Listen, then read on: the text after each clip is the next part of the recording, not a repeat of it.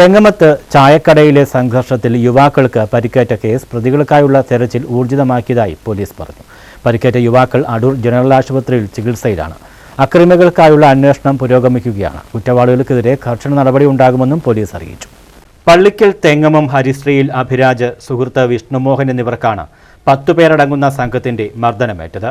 അഭിരാജ്, വിഷ്ണു എന്നിവർ ബൈക്കിൽ വരവെ മദ്യപ സംഘങ്ങളായ 3 പേർ വഴിതടഞ്ഞ് ചോദ്യം ചെയ്യുകയായിരുന്നു. സംഘത്തിന്റെ മോട്ടോർ സൈക്കിളിന്റെ ഫോട്ടോ മൊബൈൽ ഫോണിൽ അഭിരാജ് പകർത്തി. പിന്നീട് ഇവർ യാത്ര തുടർന്നപ്പോൾ മേക്കുന്നുമുകൾ പമ്പിന് സമീപം വെച്ച് വിഷ്ണുവിന് ഫോൺ കോൾ വരികയും ഇയാൾ സംസാരിച്ചുകൊണ്ട് നിൽക്കവേ നേരത്തെ തർക്കത്തിലേർപ്പെട്ട മൂവർ സംഘം അവിടെ എത്തി ഇവരെ അസഭ്യം പറയുകയും യുവാക്കളെ മർദ്ദിക്കുകയും ചെയ്തു.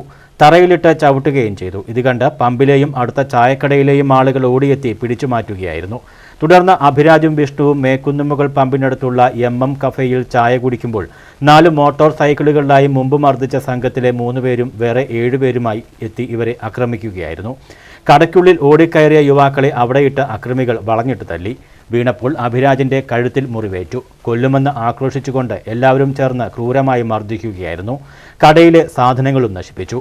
തുടർന്ന് അക്രമികൾ ബൈക്കുകളിൽ കയറി സ്ഥലം വിടുകയായിരുന്നുവെന്ന് പോലീസ് അന്വേഷണത്തിൽ വ്യക്തമായിട്ടുണ്ട്. തലയിലും കഴുത്തിലും മുറിവേറ്റ യുവാക്കൾ ചികിത്സയിലാണ്. പ്രതികൾക്ക് വേണ്ടിയുള്ള തെരച്ചിൽ പോലീസ് ഊർജിതമാക്കി. News bureau, Adoor.